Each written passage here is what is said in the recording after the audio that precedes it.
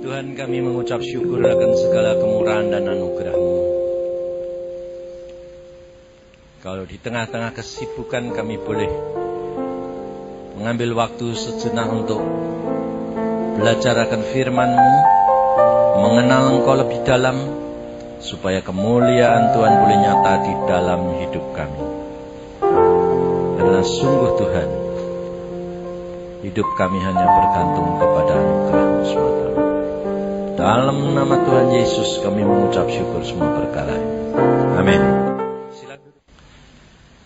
Mari saudara kita buka firman Tuhan di dalam Amsal pasal yang kedua, ayat yang keempat dan ayat yang kelima.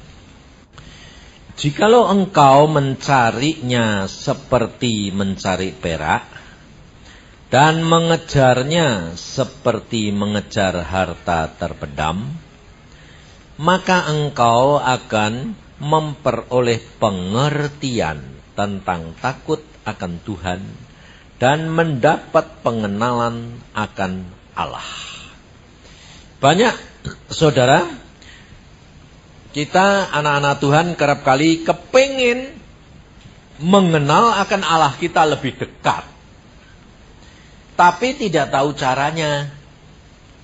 Sebab kita kepingin kalau kita dekat kepada Allah, maka kita akan selalu ada jalan keluar. Sebab hidup di dunia ini tidak ada yang tidak punya kesulitan. Dari kita dilahirkan sampai nanti mati, tetap ada kesulitan. Ya dah? Yang orang mati saja bawa kesulitan. Nguburi susah lagi. Ya toh? Maka dari itu kita harus belajar dari firman Tuhan. Tidak ada seorang pun di dunia ini kecuali Tuhan Yesus yang bijaksana, penuh pengertian, kaya raya seperti Salomo. Ya dah?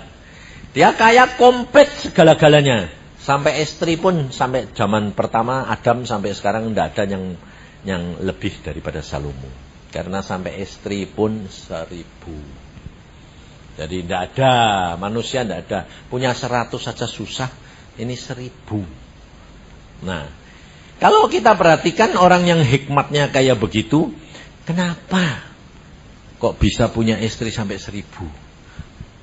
Apa itu keinginannya Salomo atau situasi dan kondisi yang mendorong dia begitu? Saya yakin saudara, Salomo juga tidak akan mau punya istri 1000. Kenapa? Susah. Punya 1 jar repot. Apalagi kalau punya 1000. Digilir setahun. Tidak habis. Iya dah? Tek 1000 kan 3 tahun baru ketemu lagi. Nah, kira-kira kalau ketemu istrinya itu bisa ingat enggak? Saya yakin tidak bakal ingat. Yang mana? Maka dari itu saudara, kita belajar. Kita kerap kali diberkati Tuhan. Orang seperti Salomo. Pertama kali dia ketemu Tuhan pada waktu dia diangkat jadi raja, dia masih menyadari dirinya bahwa dia itu tidak mempunyai kemampuan karena masih muda. Maka dia minta kepada Tuhan apa? Hikmat, akal budi untuk bisa menimbang yang benar dan yang tidak. Dan Tuhan berikan. Dan tidak hanya diberikan itu, tetapi ditambah kekayaan dan kemuliaan. Kenapa saudara? Karena kata-kata dia sendiri, kata-kata Rasul Paulus, kata-kata Amsal Salomo sendiri. Coba baca di dalam Amsal 22 ayat yang keempat.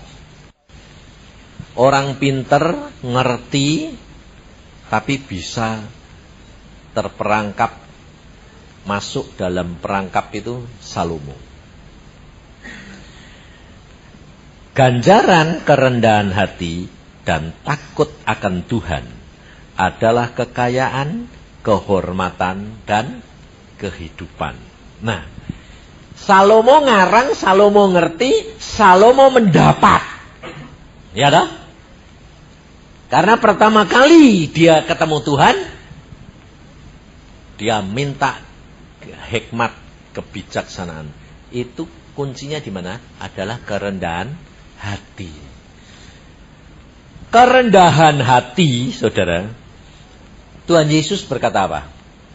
Belajarlah kepadaku karena aku apa? Lemah lembut dan rendah hati. Karena tanpa kerendahan hati, saudara, saudara tidak akan dapat mencapai mengenal akan Allahmu. Kerendahan hati ini kuncinya untuk mengenal akan Allah. Karena kalau kerendahan hati, itu saudara mau belajar. Saudara mengenal akan pribadi saudara, itu rendah hati.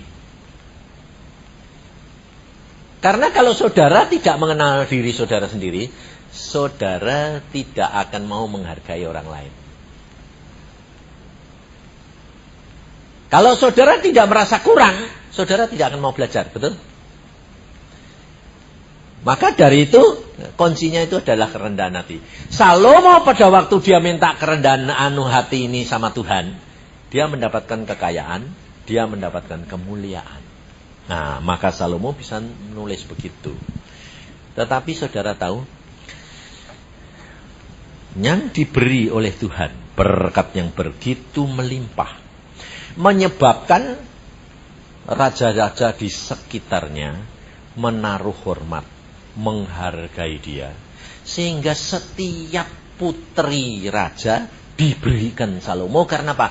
Kepingin dekat, kepingin punya mantu kayak Salomo. Maka istrinya 1000. Dan akibat daripada istrinya yang banyak itu, mengarahkan hatinya tidak kepada Tuhan 100%. Hal ini kerap kali terjadi sama orang Kristen, saudara. Saudara tiap hari minta berkat sama Tuhan enggak? Minta enggak? Nah, lalu pengenalan saudara sama Tuhan itu sampai ke tingkat apa? Kalau Tuhan berkata, pertama kali kamu dan saya bertobat, itu adalah tingkatan apa?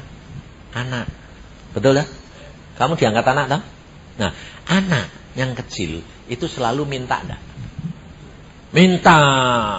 Enggak bisa memberi, minta terus. Tapi kalau anak itu sudah mulai gede, minta atau minta-minta?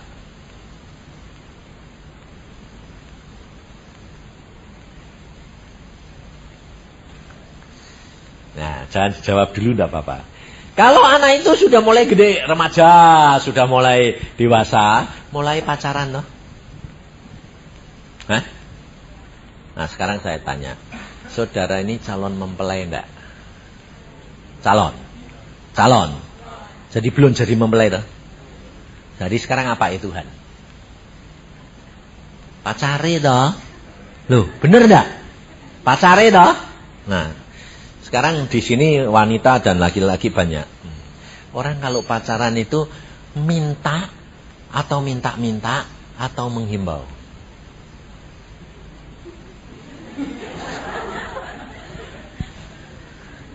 Loh, sekarang ada orang pacaran 2. Ya toh?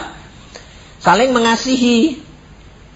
Lah, kamu ini kan pacare Tuhan, calon pengantin perempuan toh? Nah, jadi saya bicara pengantin perempuan nih. Perempuan nih. Perempuan ini mengasihi laki-laki itu mengasihi perempuan ini. Kalau jadi pacar gitu apa? Beliin, minta ini. Malu dong, ya toh? Betul toh? Tapi bagaimana? Kalau lihat barang bagus ya. Betul enggak? Yang laki harus ngerti dong. Nah, kalau tidak ngerti kira-kira bagaimana? Hah? Ya keterlaluan tuh ya dah. Wong katanya mengasihi, kalau itu ngomong bagus ya. Ya mesti ngerti tuh ya. Kepengen mau beli, loh, ya dah, beliin dah. Nah, itu tingkat pengenalan akan bakal suamimu lebih dekat. Kalau anak itu ndak begitu. Bagus ya mah, ndak. Mama minta dong, betul. Nah, kamu ini tingkatmu sekarang sudah menghimbau atau masih kanak-kanak minta? Kalau kamu menghimbau, itu sudah lumayan. Tapi repotnya orang Kristen masih banyaknya apa? Tambah ndak minta, tapi minta-minta. Lah itu tidak malah benar, malah merosot moralnya, saudara. Pengenalannya Tuhan payah. Nah, kenapa? Ini contohnya.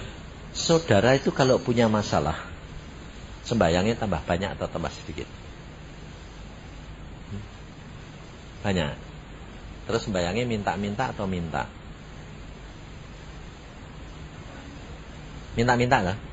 Nah, kalau minta-minta itu sifatnya siapa? Karena sifatnya pengemis. Betul? Kalau anak minta sama bapak lumayan toh cejeng dapetnya ya. Kalau peminta-minta dapat berapa? Cepat. Makanya kamu jadi orang Kristen kerap kali kenapa? Dapetnya pas-pasan. Cepet lah. Kenapa? Karena kamu tidak meningkat dari minta anak menjadi seorang pacar, menghimbau. Tapi kamu bisa menghimbau kalau kamu kenal baik sama pacar ini. Kalau sudah pacaran baru bisa menghimbau. Lah kamu sama Tuhan Yesus ini pacaran atau meminta-minta?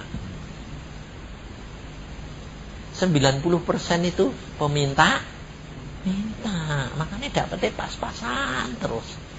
Lebih-lebih saya kerap kali ditemui orang, Pak, saya kalau sembahyang kok tidak dijawab-jawab sih Pak loh.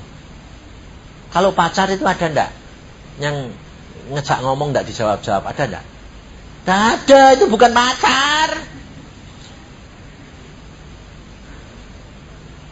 Tapi kalau tidak dijawab-jawab itu siapa? Peminta-minta. Tidak perlu dijawab toh. Dan kamu perhatiin, peminta-minta itu kalau minta bagaimana? Selalu kan bilang, kasihani Pak, ya dah, kasihani Pak, kami gini. Lah kamu kalau sembahyang sama Tuhan tidak gitu. Tuhan kasihani kami dong Tuhan. Persis.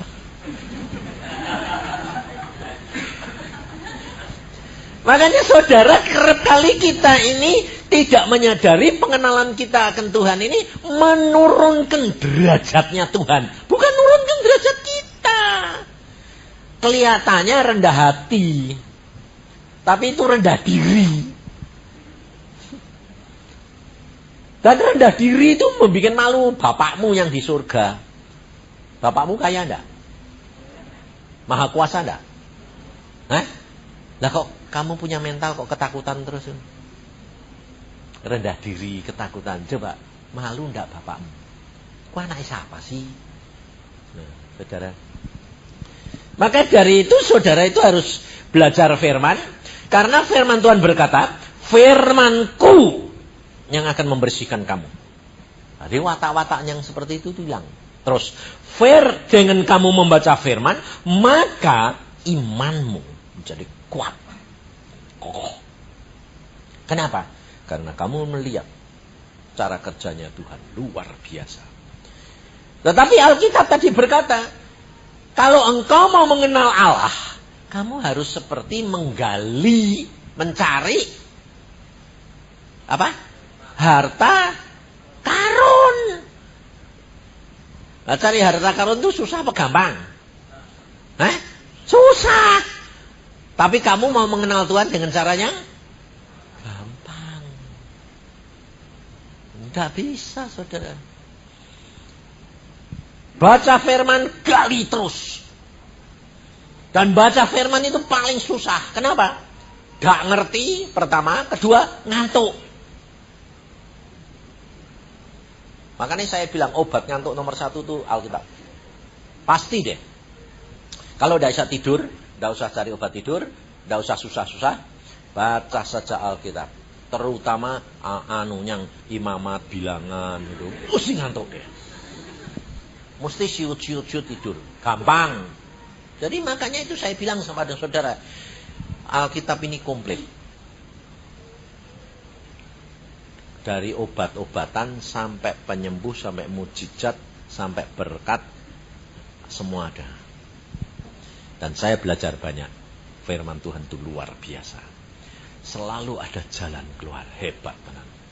Dan Tuhan itu tidak membedakan saudara. Saudara jangan bilang, "Lah ya Pak, tapi kan nyatanya Tuhan itu beda kasih." Enggak. Semua orang dikasihi sama. Contohnya, Salomo dipilih Tuhan, minta hikmat, diberi hikmat. Ada enggak orang yang pinter dan kaya raya dan hikmatnya lebih dari Daniel? Bukan anak Tuhan. Ada. Raja Tirus. Raja Tirus itu kalau saudara baca di dalam kitab Yehezkiel, itu luar biasa hikmatnya. Lebih daripada Daniel. Kayanya luar biasa. Karena dia ahli dagang. Diberikan, khusus loh, diberikan oleh Tuhan. Jadi bukan karena dia pintar gali, diberikan oleh Tuhan. Jadi kasihnya Tuhan itu sama manusia itu semua sama saudara. Karena di dalam Yohanes 3:16 bilang apa? Allah mengasihi isi dunia. Jadi tidak dibedakan saudara. Tetapi setiap orang itu punya kelebihan dan kekurangan. Tetapi Alkitab mengajar saudara dan saya, jangan lihat orang lain. Masuk surga itu tidak gadeng-gadengan. Sendiri-sendiri. Maka dari itu, kamu sendiri mempunyai misi apa dari Tuhan? Kembangkan. Ikuti. Mengikuti aliran daripada kehendak Bapakmu di surga. Pasti engkau diberkati. Sebab apa? Untuk mengenal Allah, pikirannya Allah, itu susah saudara. Susahnya gini, saudara ini dilahirkan dalam daging dunia, ya tak? Sedang Tuhan Yesus itu roh yang menjelma menjadi daging. Saudara, daging yang juga dilahirkan di dalam roh, betul tak? Di dalam Yohanes 3, Tuhan Yesus percakapan dengan Nikodemus bilang apa? Yang dilahirkan dari daging adalah daging, yang dilahirkan dari roh adalah roh. Jadi saudara ini punya kelahiran dua enggak? Kelahiran daging, tetap daging toh. Kelahiran roh, tetap roh toh. Jadi saudara ini punya hidup di dalam dunia daging, di dunia, tapi hidup juga di dalam dunia roh. Karena saudara ini sudah hidup di dalam kerajaan surga apa tidak? Sudah apa belum? Sudah. Sudah. Nah, benar, pintar. Tapi saya mau tanya. Ada satu hal yang saudara kerap kali lupa. Dan salah persepsi. Tuhan Yesus nanti itu datang seperti pencuri. Betul? Jadi kalau nanti Tuhan Yesus datang, kamu tahu enggak?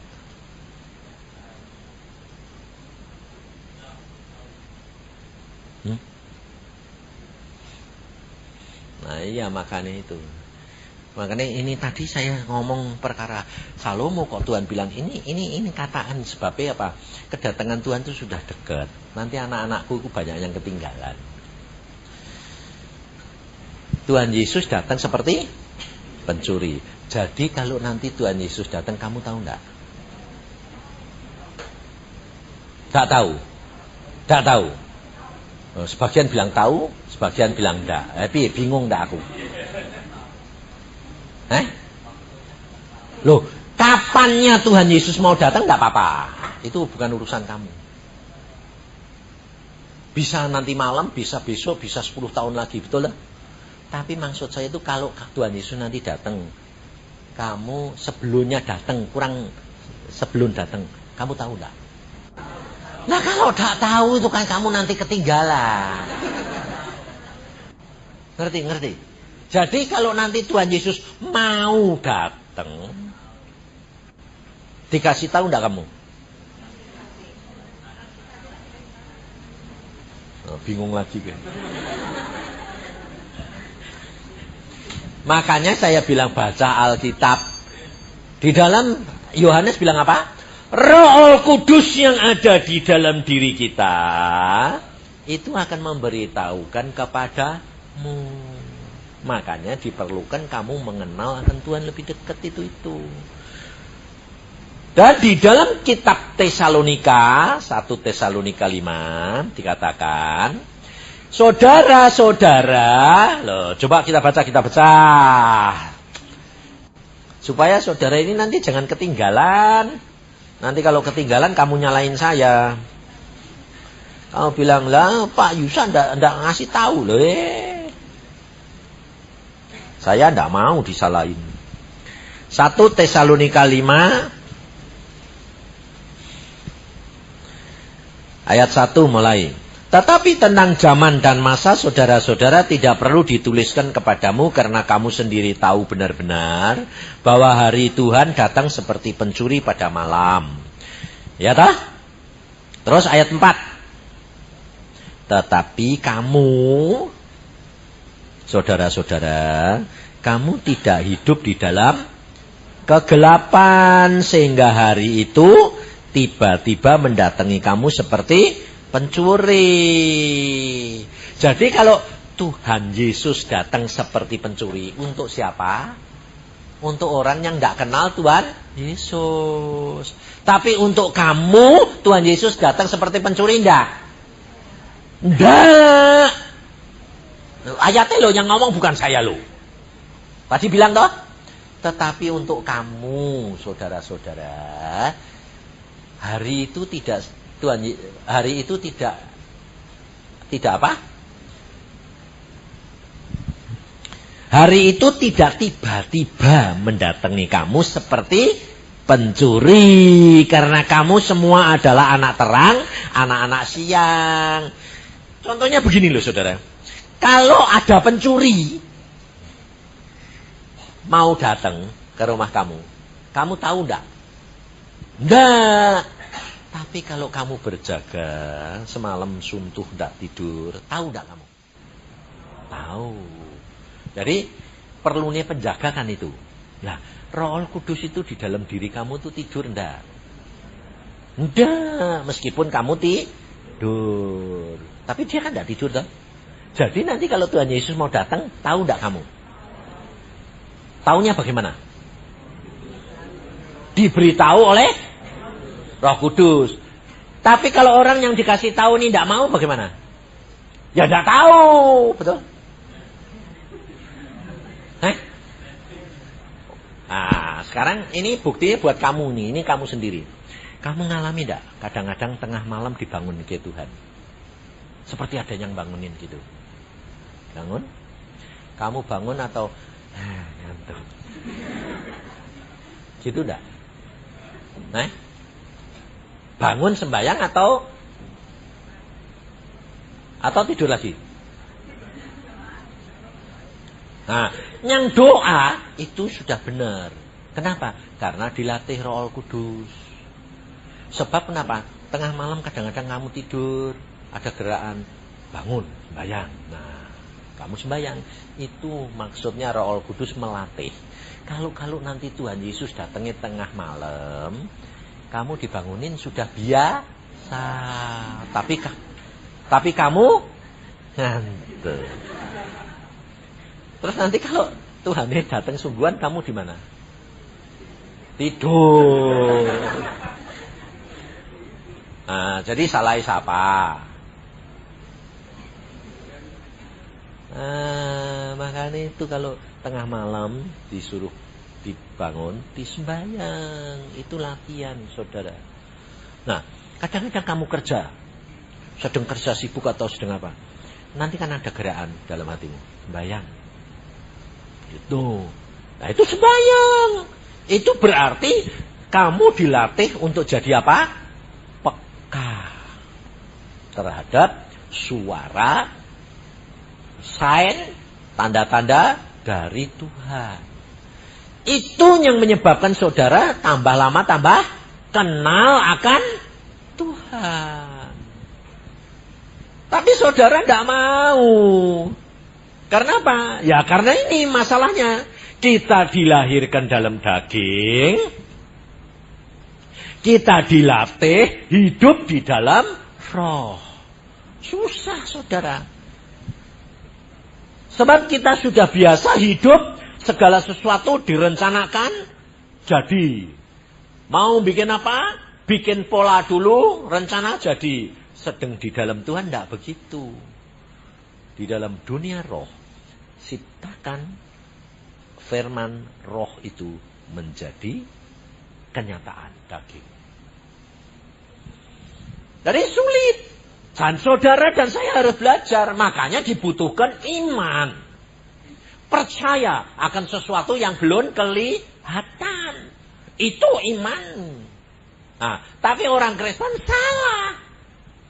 Kerap kali iman. Terimanya salah. Salahnya bagaimana? Begini. Ini contohnya. Kalau kamu berdoa jadi anak Tuhan. Tuhan berikan aku pekerjaan.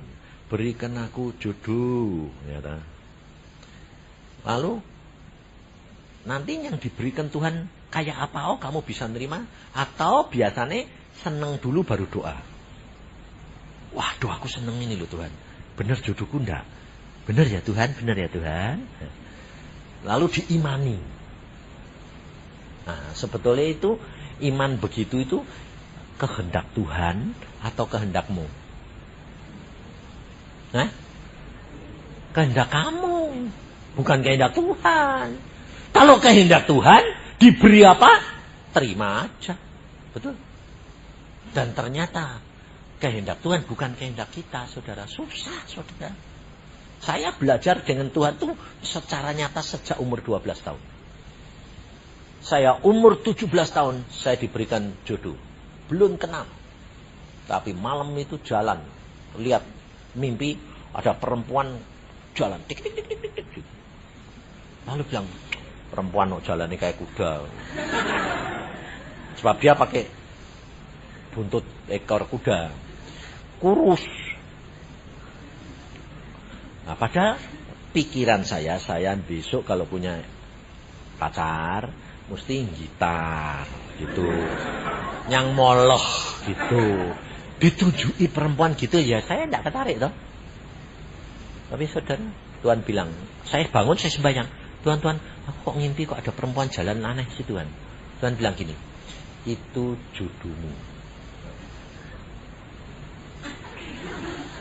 Yang benar dong Tuhan, kalau aku kok kepinginnya yang gitar. Lah kok mbok kasih tipis kayak gitu toh Tuhan. Terus Tuhan bilang itu terbaik. Nah, kira-kira saudara mau nerima enggak?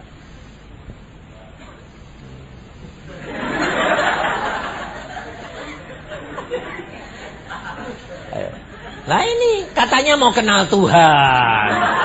Tapi enggak mau nurut. Lah bagaimana?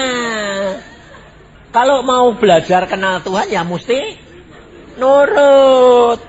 Nah, saya nurut. Saya bilang, kok gitu sih Tuhan? Itu terbaik. Ya sudah.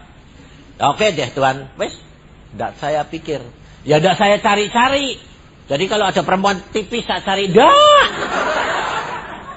Nah ini salahnya orang Kristen kerap kali gitu saudara. Kalau sudah dapat firman, langsung matanya cari. Enggak bakal ketemu.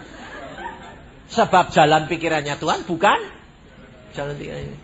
Ternyata saudara tahu, saya satu kelas. Dia wakil kelas, wakil ketua, saya ketuanya. Setahun gak kenal. Artinya gak tahu tak lo dia bakal jodoh saya. Gak tahu saya. Padahal wakil saya. Tapi saya gak pernah, kenapa? Gak pernah ketarik. Tapi pada waktu akhir kelas, saya duduk di luar, kurang 5 menit. Karena dia wakil ketua, wakil kelas, dia kan mesti nyediain kapur, saya kasih tugas ini, kamu tugas ini. Jadi dia karena tahu, telat, kapurnya habis, dia kan jalan cepat. Gitu, wah. Waktu lewat di depan saya, kaget saya setengah mati. Kaget loh kok perempuan ini? Yoreknya persis itu. Pakai ekor kuda. Hah? Teman saya bilang, ada apa? Malu dong saudara. Ternyata dia. Loh, lah pada waktu itu saya bilang kok dia. Nah baru 2 tahun kemudian saya baru tahu. Oh dia duduk saya. Saudara tahu?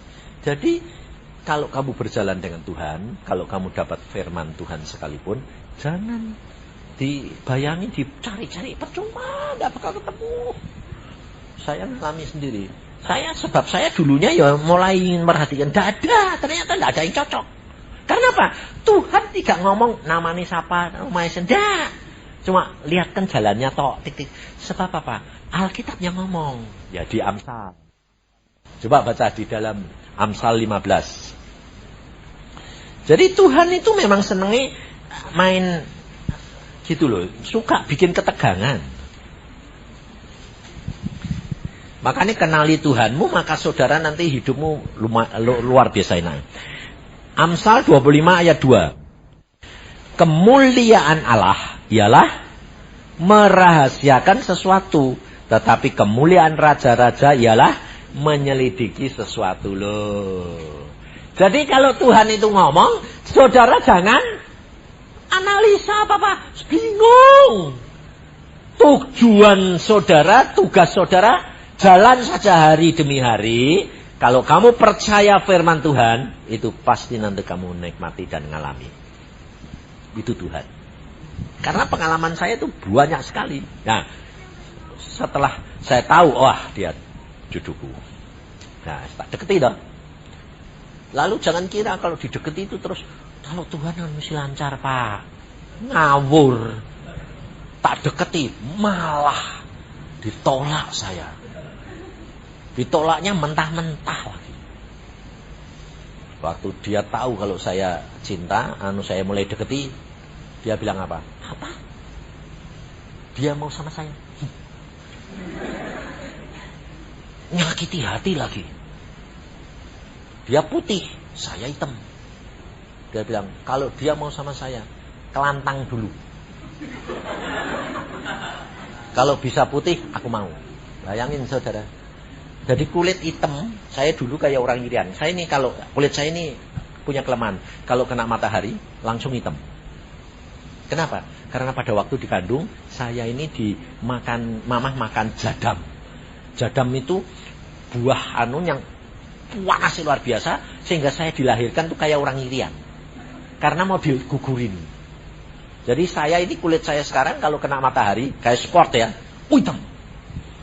Saya dulu tukang sport. Atletik semua, badminton, football itu saya suka. Jadi saya sama orang irian tuh sak setel.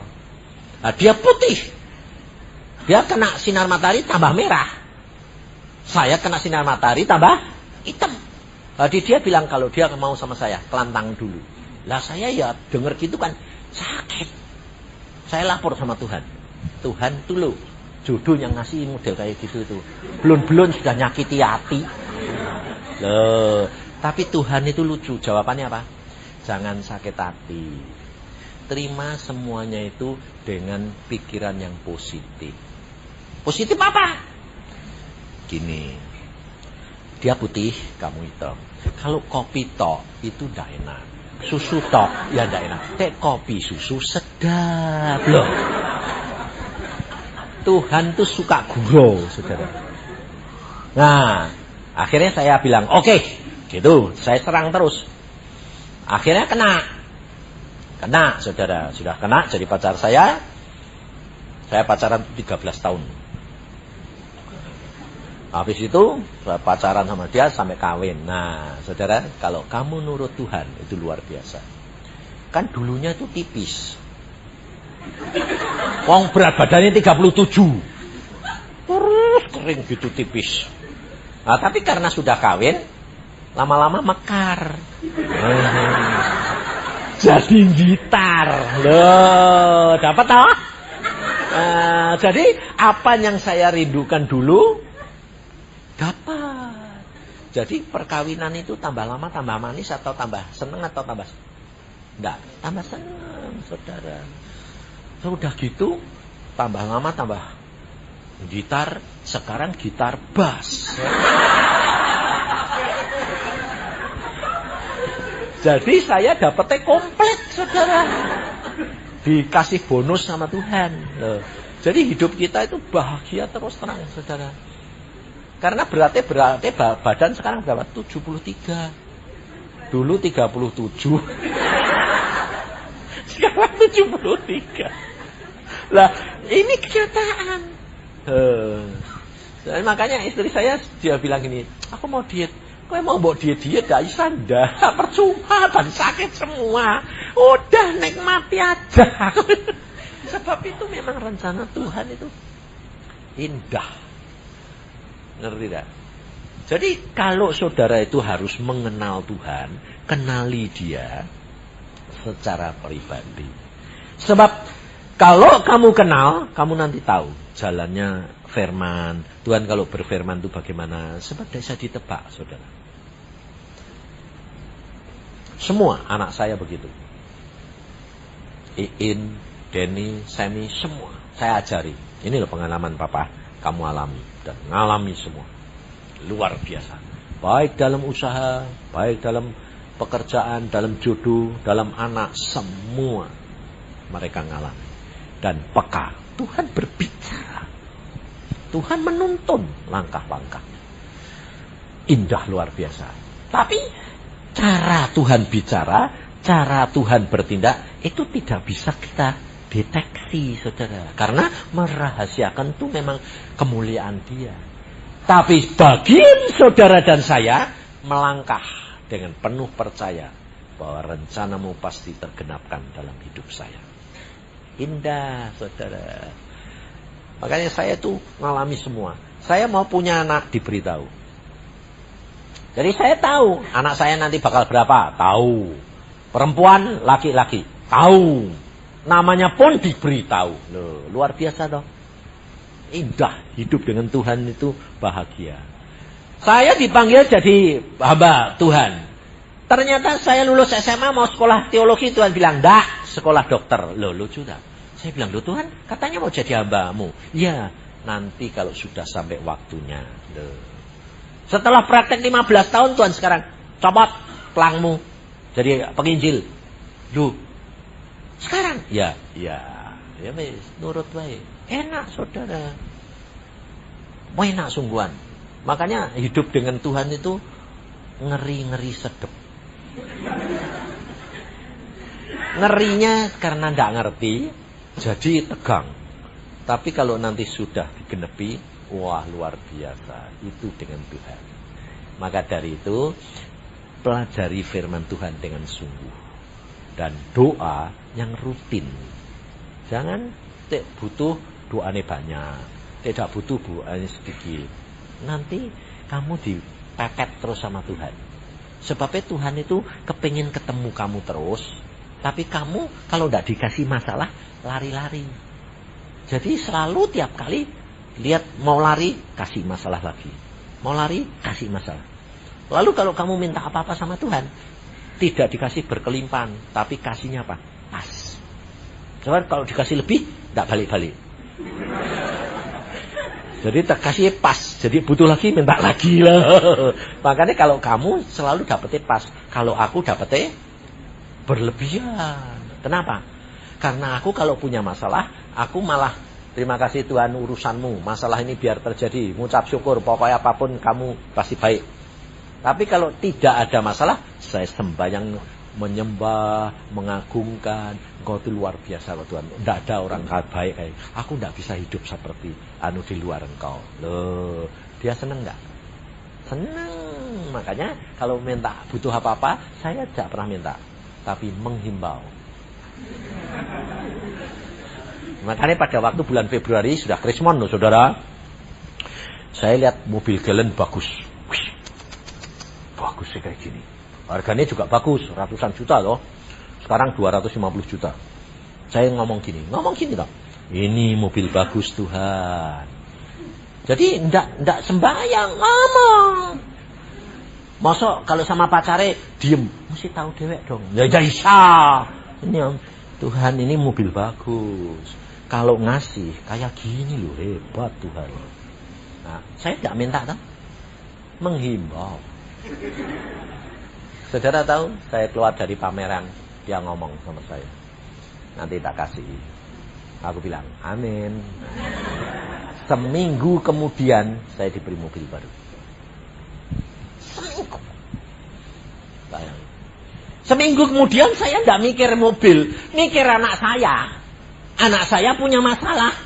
Mau bayar menutup ceknya 280 juta, tidak ada duitnya. Bayangin. Dia lapor sama saya, Pak, aku kurang 280. Lah Papa tidak punya. 10 juta ya punya. Tapi kalau ratusan mana punya. Hamba Tuhan. Ini biaya Pak, aku utang. Oh, bunga bank kayak gini utang. Nanti kamu mati habis. Lah terus biaya Pak? Sembahyang. Tapi belum dijawab. Ya sudah sembahyang. Masuk, sembahyang. Wah, dia ngotot terus sembahyang. Tuhan, ini cek oblong ini. Diblokir. Saudara, lah saya wong bapake. Kan lihat anak situ kan ya bantu. Nggak bisa bantu duit, bantu sembahyang. Saya masuk kamar. Jam 3. Bayang, Tuhan. Anakku itu butuh 280 juta. Aku tidak punya, wong aku hambamu. Tapi Engkau itu kaya loh Tuhan. Aku waktu pergi ke surga kan lihat jalanannya emas Tuhan. Kayak emas, itu aspalnya emas, kerikilnya emas, watune ya emas ya toh. Aku bilang Tuhan, buat kamu kerikilnya itu cukuplah tendangan. Nah, saya ngomong gitu loh saudara. Saya sembahyang, ya ngobrol dengan Tuhan gitu. Cukup kerikilnya Tuhan tendang, mau masuk ke kantongku, itu cukup kerikilnya baik. Gak usah gelodongan, gak usah kerikilnya lah. Saudara tahu? Saya selesai sembahyang jam 4. Bel berdering. Dia terima. Dia bilang, mau cari Pak Yusak? Ya saya. Pak, saya ini baru dari bank. Loh dari bank ngapain? Wong jam 4 kok dari bank? Ya baru pulang Pak. Jam 3 tepat saya setengah 3 saya diperintah. Jam 3 tepat saya di bank. Bank masih buka. Saya minta uang, mengirim uang kamu. Hah? Kamu ngirim uang aku? Ya. Berapa? Oh, 400 juta. Bukan family, bukan orang yang saya layani. Zaman Krismon. 400 juta. Bingung aku. Loh, nanti dulu. Buat apa? Tak tahu Pak. Nanti saya sembahyang. Jadi masih ini megang telepon ini. Tuhan ini mau nih apa? Tuhan bilang ini. Wong kowe tadi baru sembahyang. Minta kerikilnya mbok tak tendang. Kerikilnya tak tendang sungguhan kowe bingung. Loh, kok kaki sungguh? Iya. Lah buat apa ini? 280 juta berikan anakmu. 40 juta berikan hamba-hamba Tuhan. 80 juta, kamu punya uang 10 juta, punya. Tambahi mobilmu tukar sana. Galen baru. Karena aku sudah janji seminggu kemudian ngasih kamu. Bayangin saudara. Dalam waktu 1 jam Tuhan kirim semuanya. Bagi Allah tidak ada barang yang mustahil. Waktu saya keluar, anak saya pagi-pagi bingung saudara, karena hari ini cek sudah datang. Waduh piye ya Pak? Aku bilang, kamu butuh berapa sih? Wah. Terus dia bilang 280 juta. Kecil tak gitu. Dia bilang, Papa ini kok gurau terus? Aku ini deg-degan. Loh, siapa yang gurau? Aku bilang gitu. Nah ini, ayo pergi bank sama saya, tak kasih. Loh, Papa punya dari mana? Kemarin ada orang ngirim. Berapa Pak? 400 juta. Nah, terus Tuhan bilang apa? 280 juta suruh ngasih kamu. Wah, Puji Tuhan. Papa sembahyangnya bilang apa toh? Aku bilang, krikile wae surga, jalan mas itu tak kon nendang. Kok ditendang sungguh? Loh, Tuhan itu luar biasa, saudara. Jangan batasi kuasa Allah. Dia sanggup lakukan segala perkara. Amin. Dah kerja ini. Ayo sembahyang. Sembahyang.